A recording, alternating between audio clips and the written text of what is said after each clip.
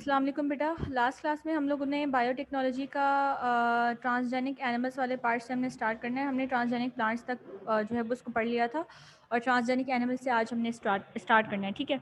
Genetic engineering of animals has begun and animal cells usually do not take plasmids.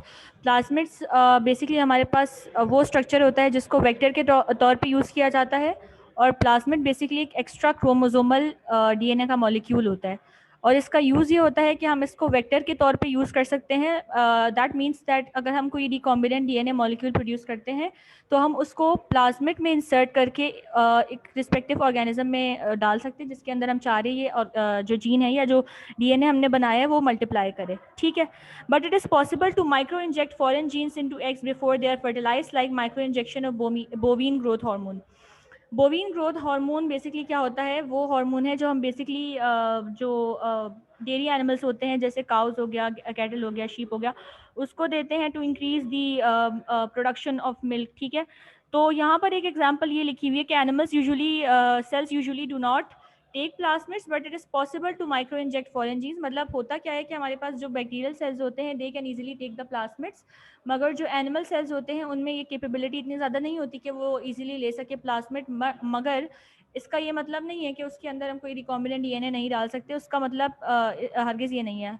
उसका जो second alternative हमारे पास है वो क्या है कि हम माइक्रो इंजेक्शन या माइक्रो इंजेक्ट कर सकते हैं फॉरेन जीन्स को।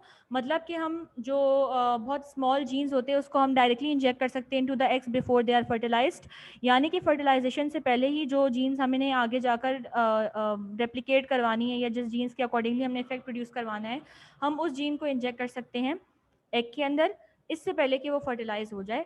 Like micro injection of bovine growth hormone into the eggs of variety of animals, यानी कि हम जो बोवीन ग्रोथ हार्मोन को करते हैं इंजेक्ट ताकि वो आगे जाके अपना इफेक्ट दिखाए जब एनिमल बड़ा हो जाए, ठीक है। तो उसकी तरह हम ये पॉसिबली इंजेक्ट कर सकते हैं। It had been done on the hope that the gene will establish itself and transmit it to all the cells of developing organism and even be passed along to the next generation of offspring. इसका मतलब ये है कि इस process को इस hope पर या इस चीज़ को सोचकर स्टार्ट किया गया था कि अगर हम इसको एक सेल के अंदर सिंपली देखो, आप बॉडी के हर सेल के अंदर अगर आप जीन इंजेक्ट करो तो that is something very difficult to do and very seems impossible, right. तो हम ये क्यों ना करें कि जब वो एग फर्टिलाइज ही नहीं हुआ हम उस एग के अंदर ही उस जीन को इंसर्ट कर दें ताकि आगे जाके जब ये फर्टिलाइज हो एक अदद उसका जाइगोट प्रोड्यूस हो, तो आगे जब वो उसके अंदर क्लीवेज हो और आगे जाके वो और सेल्स प्रोड्यूस हो तो वो जीन जो है वो आगे मल्टीप्लिकेशन ऑफ द सेल्स की वजह से वो आगे ट्रांसफ़र होती जाए, हमें हर सेल के अंदर जो है उठा उठा के डालना ना पड़े। तो इस होप के साथ हमने क्या किया था कि जो जीन थी the gene which we wanted to insert in animals, we inserted that into the egg directly without waiting for the animal to grow up. हमने डायरेक्टली ही एग सेल के अंदर डाल दी ताकि आगे जो भी सेल्स प्रोड्यूस हो उनमें चीज़ ऑलरेडी मौजूद हो। This procedure has been used in fishes, chicken, cows, pigs, rabbits and sheep. Obviously most of these animals are industrially very important. तो उनका आउटपुट इंक्रीज करने के लिए जैसे मिल्क हो गया, लेदर हो गया, ये सब इंक्रीज करने के लिए, फ्लैश हो गया, उसको इंक्रीज करने के लिए इस जीन को काफ़ी ज़्यादा जो है ना वो यूज़ किया जा रहा है बिकॉज ऑफ इट्स इम्पोर्टेंस कि वो किस तरह के प्रोडक्ट्स प्रोड्यूस करवा रहा होता है, ठीक है। अब हमारे पास आगे क्या लिखा है बेटा, transgenic farm animals are being developed to produce biotechnological products, यानी कि जो फार्म एनिमल्स होते हैं उनको भी ट्रांसजेनेसिस के थ्रू प्रोड्यूस किया जा रहा है क्योंकि ऑब्वियसली जो प्रोडक्ट्स हमें इससे हासिल होती हैं दे आर इम्पोर्टेंट इकोनॉमिकली, सही है। A transgenic calf has been produced that carries a gene for the production of human lactoferrin. अब हमारे पास एक और एग्जांपल क्या है, एक ऐसे ट्रांसजेनिक काफ की है। ट्रांसजेनिक का मतलब होता है कोई भी ऐसा एनिमल, कोई भी ऐसा ऑर्गेनिज्म, कोई भी ऐसा प्लांट जिसके अंदर हमने जीन को ट्रांसफ़र किया है, कुछ खास जीन्स ट्रांसफ़र किए हैं, उसका जो असली जो अपना जेनेटिक मटेरियल है वी हैव ऑल्टर्ड दैट, ठीक है। तो यहाँ पर एक बात जो बताई हुई है कि काफ, ट्रांसजेनिक काफ प्रोड्यूस की जा चुकी है जिसके अंदर किस चीज़ की जीन होती है बेटा, उसमें जीन होती है ह्यूमन लैक्टोफेरिन की। ह्यूमन लैक्टोफेरिन क्या है, बेसिकली ह्यूमन लैक्टोफेरिन एक ऐसा प्रोटीन है जैसे कि आपको नाम से पता चल रहा है, हमारे पास मिल्क में एक प्रोटीन होती है दैट इज लैक्टोज, ठीक है। प्रोटीन नहीं, सॉरी, शुगर होती है, ठीक है। अब हमारे पास जो आपका ये जो प्रोटीन है लैक्टोफेरिन, उसमें lactose is basically the first part, and ferrin से आपको पता चल रहा है कि फेरिन का मतलब है रिलेटेड टू, जैसे हम आयरन को कहते हैं फेरिक, फेरस, ठीक है। तो यहाँ पर हमारे पास लैक्टोफेरिन वो प्रोटीन है जो कि आयरन की ट्रांसपोर्ट करवाता है। और दूसरी बात ये कि इसकी एंटी बैक्टीरियल प्रॉपर्टी बहुत ज़्यादा होती है, like it can easily fight against bacteria, और ये इम्यून सिस्टम के लिए भी ये अच्छा होता है। तो ये ट्रांसजेनिक काफ प्रोड्यूस करने का मकसद क्या है कि इसके अंदर हमने ह्यूमन लैक्टो, देखो अब हम बात काफ की कर रहे हैं या हम एनिमल की बात करें, मगर उस एनिमल के हमने वो जीन के अंदर हमने वो जीन डाल दिए जो इंसानों के अंदर होती है, ठीक है। तो इसका एक प्लस पॉइंट ये है कि ये करने से हमारे पास जो काऊ का मिल्क प्रोड्यूस हो रहा है उसके अंदर हमने ह्यूमन प्रोटीन्स इंट्रोड्यूस कर दिए जो इंसानों के लिए ऑब्वियसली ज़रूरी है। Why? Because it has anti bacterial properties. सही है। इसके बाद जो हमारे पास टॉपिक है that is isolation of eukaryotic gene for transgenesis. अब जो यूकैरियोटिक जीन फॉर ट्रांसजेनेसिस, अब हम कह तो रहे हैं कि हमने ट्रांसजेनिक प्लांट्स प्रोड्यूस करने हैं, हमने ट्रांसजेनिक एनिमल्स प्रोड्यूस करने हैं, मगर अब ये जो हम पूरा कह रहे हैं हम कि हम इसके अंदर जीन डालेंगे और ये सब करेंगे, तो वो जीन बन कैसे रही है, ठीक है। इस मेथड में या इस टॉपिक में हमें क्या समझाया हुआ है कि हम एक यूकैरियोट के अंदर से जो भी जीन हमने आगे यूज़ करनी है या जिसके थ्रू हमने ट्रांसजेनिक प्लांट्स या जिसके थ्रू हमने ट्रांसजेनिक एनिमल्स प्रोड्यूस करने हैं, वो जीन जिससे हमें कंसर्न है, उस जीन को हम कैसे आइसोलेट कर रहे हैं, उस जीन को हम कैसे उठा रहे हैं, कैसे सिलेक्ट कर रहे हैं, कैसे अलग कर रहे हैं, सेपरेट कैसे कर रहे हैं। तो ये इस पूरे मेथड में हमें बताया हुआ है कि वो जीन आती कहाँ से है और वो जीन बनती कैसे है। सही है।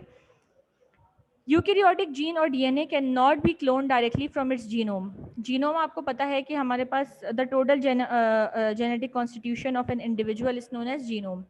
सही है। तो हमारे पास एक मेथड यहाँ पे इस मेथड का जो पहला स्टेप है वो ये है कि हम डायरेक्टली डीएनए को यूज़ नहीं कर सकते, हम डायरेक्टली यूकैरियोट्स के जीन को यूज़ नहीं कर सकते for the purpose of replication या ट्रांसजेनेसिस में। क्यों नहीं यूज़ कर सकते उसका रीज़न आगे बताया हुआ है। यूकैरियोटिक जीन और DNA can not be clone directly from its genome, यानी कि हम डायरेक्टली एक जीन उठाई और बगैर कोई प्रोसेस किए, बगैर कोई स्टेप्स लिए हम डायरेक्टली उससे नई जीन प्रोड्यूस कर सकें, इस तरह नहीं होता। और क्यों नहीं होता? Because it often contains long non coding reason that is intron. अब आप इस डायग्राम में देखो, तो ये डायग्राम आप देखोगे तो इसमें आपको ये पूरा डीएनए है, ठीक है। ये यूकैरियोटिक जीन का एक हमने डीएनए का पार्ट या पोर्शन उठाया हुआ है। सही है। इसमें हमारे पास ये हिस्सा है, this is the exon EXON, and this is the intron, then again exon. ये इस तरह से कंटिन्यूटी में चल रहा होता है, मतलब एक्सॉन है फिर इंट्रॉन है फिर एक्सॉन है फिर इंट्रॉन है। सही है। अब यहाँ होता क्या है कि ये जो हमारे पास एक्सॉन है, ये एक्सॉन बेसिकली हमारा ना काम का हिस्सा है, या this one is useful because it is the coding region. इसके अंदर सारे काम की चीज़ें हैं, we can use it for the replication, but this region which is the non coding region is known as intron. और ये रीजन किसी काम का नहीं होता, ये रीजन नॉन कोडिंग होता है, इसकी कोई इंपॉर्टेंस नहीं होती, बस ये बीच में हमारे पास हर इंटरवल पर एक्सॉन के बाद होता है। इसका क्योंकि कोई इसकी इंपॉर्टेंस नहीं है और ये आगे जाके कोई हमारा रिजल्ट यील्ड नहीं करता, इसलिए हम because of the presence of this intron directly gene को यूज़ नहीं कर सकते फॉर ट्रांसजेनेसिस, इसलिए क्योंकि हमारे पास जीन के अंदर एक प्योर नेचुरल जीन के अंदर एक्सॉन तो होता है, मगर उस एक्सॉन के साथ हमारे पास इंट्रॉन भी होता है।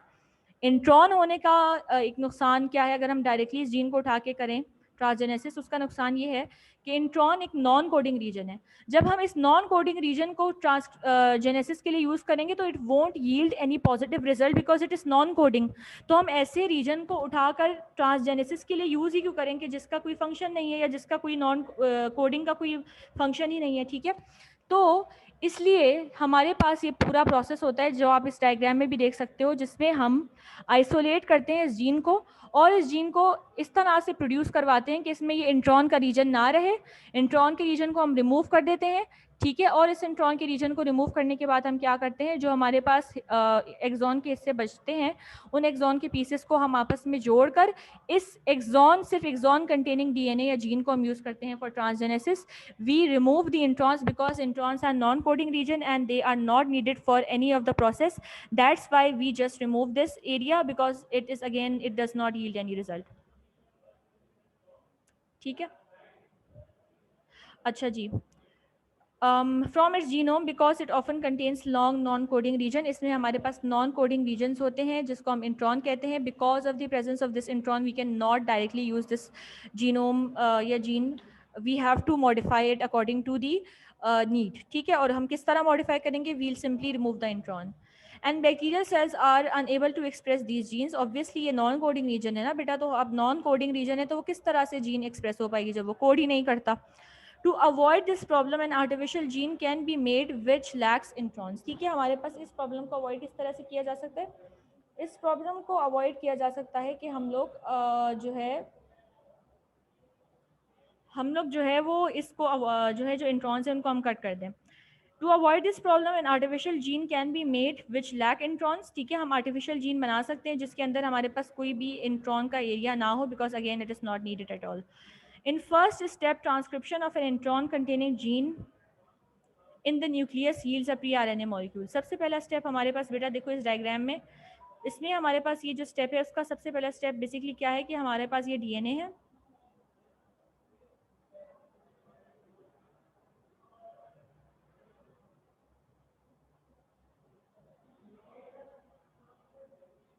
अच्छा जी, इसमें हमारे पास बेसिकली क्या है, एक आधा डीएनए है। ठीक है, ये डीएनए है और इस डीएनए के अंदर हमने देखो इसमें आप डायग्राम में देख सकते हो पहला स्टेप क्या है कि हम ट्रांसक्रिप्शन करवाएंगे।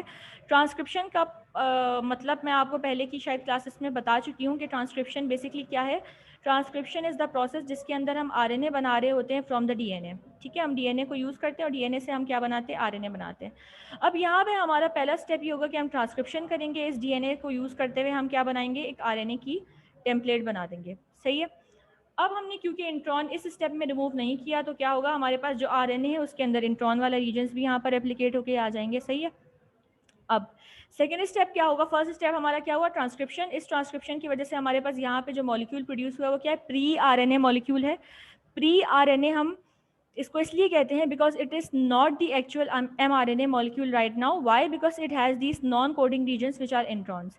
जब तक हम इस नॉन कोडिंग रीजन इंट्रॉन को रिमूव नहीं करेंगे, we won't say that it is a complete RNA या complete messenger RNA। We will call it pre RNA molecule, इसलिए क्योंकि ये प्री स्टेज है।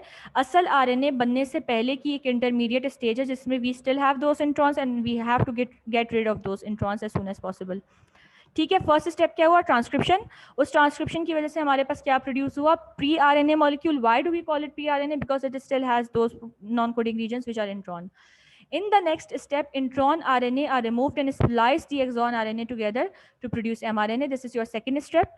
इस step में आप डायग्राम को साथ साथ फॉलो करो तो you will be able to understand what I am saying कि इंट्रॉन जो हमारे पास आरएनए के अंदर भी आ गए थे तो उन इंट्रॉन्स को हमने क्या किया बेटा, उन इंट्रॉन्स को हमने कट कर दिया। If you guys remember then we had an enzyme known as restriction enzyme which is known as molecular scissor. We use those enzymes whenever we want to cut any gene and we use DNA ligase when we want to stick some genes। ठीक है, इसमें हम क्या करेंगे, जैसे छुरी होती है, छुरी लिया काट दिया, ठीक है, सीजर लिया काट दिया, तो यहाँ पे हम उस मॉलिक्यूलर सीजर या फिर जिसको हम कहते थे आपका रिस्ट्रिक्शन एंजाइम, उसको यूज़ करते हुए हम क्या करेंगे, हम गैर ज़रूरी एरिया जो यहाँ पे इंट्रॉन की सूरत में है उसको हम रिमूव कर देंगे।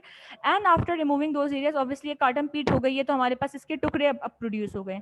तो हम क्या करेंगे, आफ्टर कटिंग दीज एरिया जो हमारे पास एक्सॉन है उन सब एक्सॉन को, क्योंकि इंट्रॉन तो हमें चाहिए नहीं तो उससे हमें कोई कंसर्न नहीं है, हम जो इसका एक्सॉन का एरिया हमारे पास बच गया है उन सारे एक्सॉन के एरियाज को जमा करेंगे और उनको आपस में ज्वाइन कर देंगे।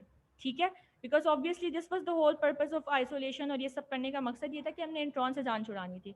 तो अब जो एक्सॉन का एरिया आपके पास बच गया है, जो एक्सॉन के हिस्से आपके पास बच गए हैं उनको आप आपस में stick together, you will stick them together by means of DNA ligase enzyme. ये डीएनए लाइगेज एंजाइम यूज किया जाएगा टू स्टिक दीज एरियाज। अब इन जब एक्सॉन के रीजन्स को आपने स्टिक कर दिया एंड आपने सारे इंट्रॉन्स को रिमूव कर दिया और एक्सॉन को साथ में जोड़ दिया, अब आपके पास जो आरएनए का मॉलिक्यूल प्रोड्यूस हो रहा है, this is the actual RNA molecule and this is the actual mRNA which we are going to use for further work. ठीक है, ये हमारा है असल एमआरएनए मॉलिक्यूल। इससे पहले वाला प्री आरएनए क्यों था, बिकॉज उसमें इंट्रॉन थे और इस वाले में सिर्फ एक्सॉन है, they do not have intron, so we call this the final mRNA molecule।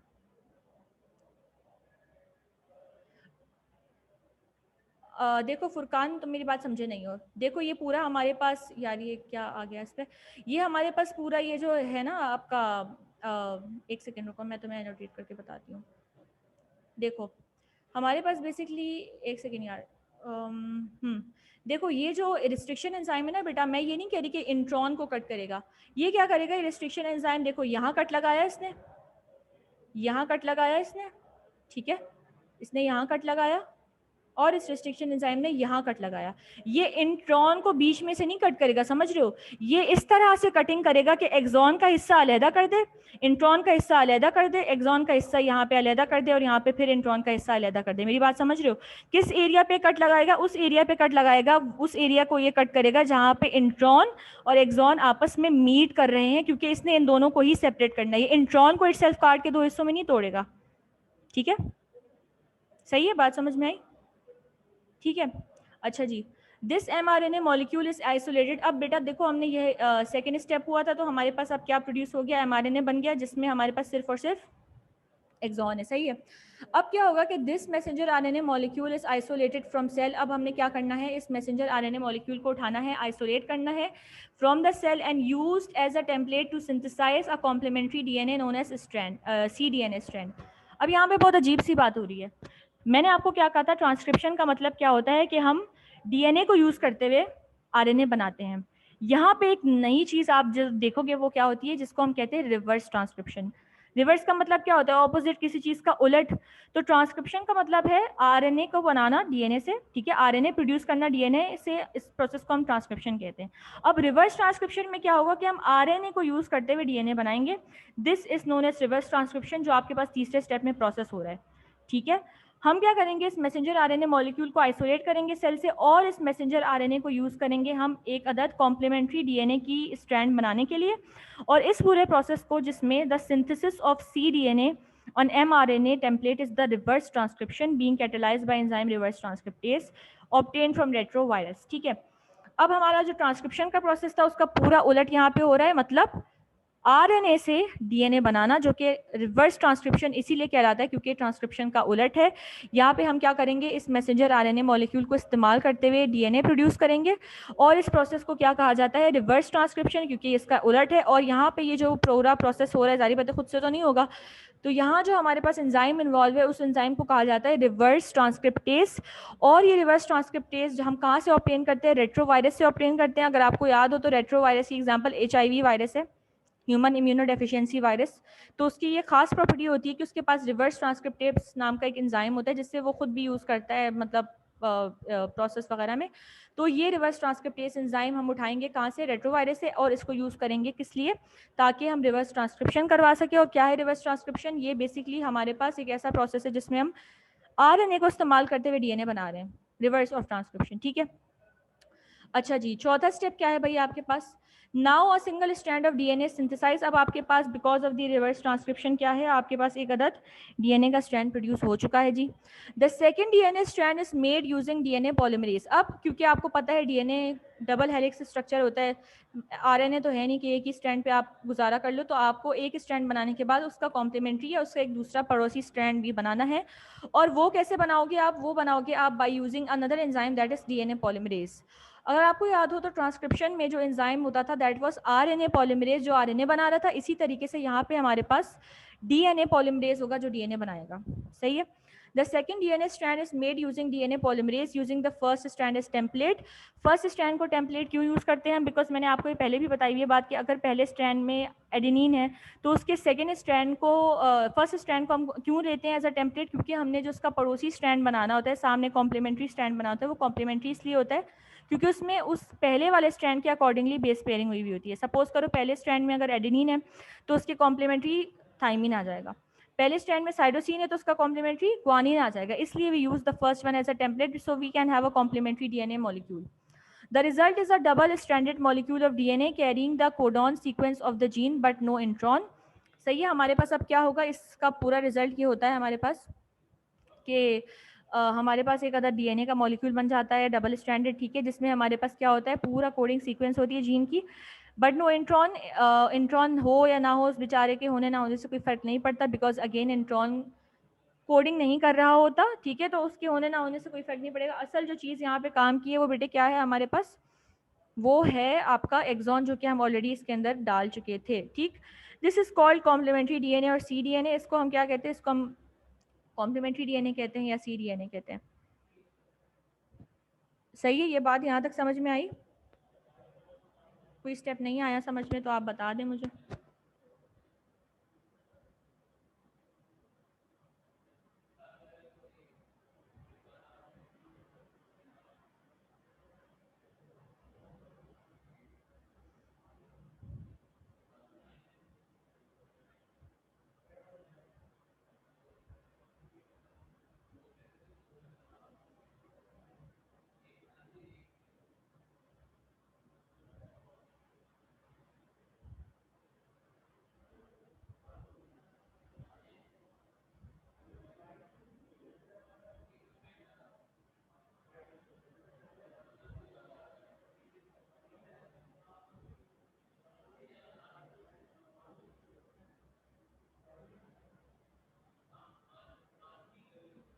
अच्छा बेटा, मैंने सुना है आप लोगों के कंपलसरी सब्जेक्ट ख़त्म हो गए, ऑप्शनल सब्जेक्ट ही हैं अब, मतलब वो बायोकेमिस्ट्री और फिज़िक्स है। तो ये तो काफ़ी अच्छा हो गया, तो अब तो दिल लगा के पढ़ लें आप जो बाकी टॉपिक्स हैं बायोकेमिस्ट्री फिज़िक्स के, अब तो ये बहुत अच्छा हो गया।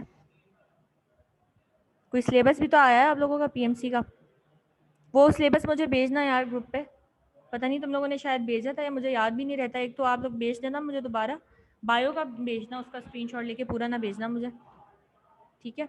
तो उसको ज़रा मैं देख लूँ ना उसमें क्या भेज दिया है, मुझे भेज देना, ग्रुप पे भेज दिया, वैसे भी अगर भेज दिया तो मैं देख लूँगी, लेकिन जो है वो अलग से मुझे अगर आप बायो का स्क्रीनशॉट लेके भेज दो तो मेरे लिए ज़्यादा आसानी हो जाएगी, मुझे ढूंढना ना पड़े उसमें से, ठीक है?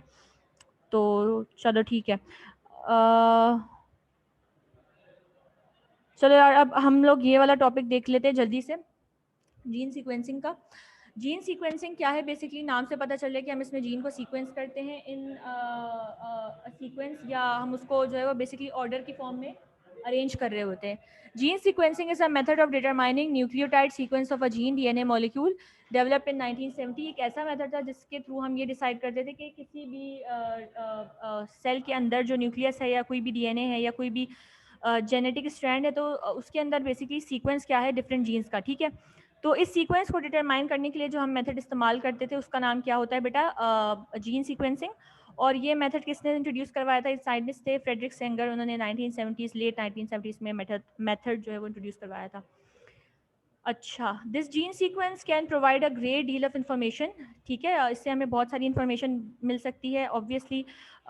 इतना लंबा पूरा सीक्वेंस होगा तो हमें इन्फॉर्मेशन मिल सकती है कि हमारे पास यहाँ पे कितनी जीन्स हैं, कैसे उसका अरेंजमेंट हुई है, वो सारी हमको इन्फॉर्मेशन मिल सकती है, ठीक है? This gene sequence can provide a great deal of information, it is often the fastest way to determine the amino acid sequence of its polypeptide. ये एक बहुत ही फास्ट या बहुत ही रैपिड तरीका होता है जिससे हम ये डिटरमाइन कर सकते हैं कि किसी भी जीन के थ्रू जो हमारे पास प्रोटीन प्रोड्यूस होगी उसमें अमाइनो एसिड का सीक्वेंस क्या होगा, ठीक है? अच्छा, more over it provides the location of restriction side with in a gene which can be manipulated further later on. दूसरी बात ये कि ये हम इसको जो है ये पॉइंट वैसे इतना इंपॉर्टेंट नहीं है, you can skip this. The main phases of gene sequencing are firstly to cut genes into specific small piece. सबसे पहला हमारे पास क्या स्टेप होता है कि हम जीन का जो पूरा सीक्वेंस है या जितने भी जीन्स हैं उनको हम छोटे पीसेस में कट करें, फिर हर पीस को हम क्या करें? इंडिविजुअली सीक्वेंस करें, उसको ऑर्डर में अरेंज करें, ठीक है? The main phase of gene sequencing are firstly to cut gene. सबसे पहले हम कट करेंगे जीन को, सबसे पहले हम कट करेंगे जीन को, ठीक है? कट करने के बाद हम क्या करेंगे? उसको सीक्वेंस के तौर पे या सीक्वेंस में अरेंज करेंगे। Most sequences that are determined are being collected in computer data bank. हम बेसिकली इन सब सीक्वेंसेस को कहाँ पे स्टोर करते हैं, कहाँ पे इनको रखते हैं? इनको हम रखते हैं इन दी कंप्यूटर डेटा में, इसको हम स्टोर करके रखते हैं। That are valuable for biotechnology, ठीक है? With the help of computers long sequences can be scanned for shorter segments known to be control sequences such as promoter or enhancers, and it is also possible to scan a DNA sample for similarities to known sequences. अब हम क्या कर सकते हैं? इसको हम इस्तेमाल कर सकते हैं डीएनए सैंपल को चेक करने के लिए, स्कैन करने के लिए कि उनमें क्या क्या सिमिलैरिटीज़ है। जैसे एक बंदा हो गया, उसका पूरा डीएनए का स्ट्रक्चर है, उसको हम देख सकते हैं और उससे कंपेयर कर सकते हैं किसी और के डीएनए सीक्वेंस से, सही है? तो इस सीक्वेंसिंग का बेसिकली हमें फ़ायदा ये होता है। This comparison of sequences provide new tool for classifying organism, for classifying organism, ठीक है? इसको हम ऑर्गेनिज्म को क्लासीफाई करने के लिए भी यूज़ कर सकते हैं। And this comparison will provide new tools for classifying organisms and determining evolutionary relationships. दूसरा हम इसको किस लिए यूज़ कर सकते हैं कि हमें जब भी किसी भी स्पीशीज़ का evolutionary, whenever we want to determine the evolutionary relationships, यानी कि how an organism has developed, how evolution took place, how they were before and how they are right now, we can gain all of this data just by sequencing of the gene, ठीक है? Gel electrophoresis can separate DNA fragments differing even in as one nucleotide than each other।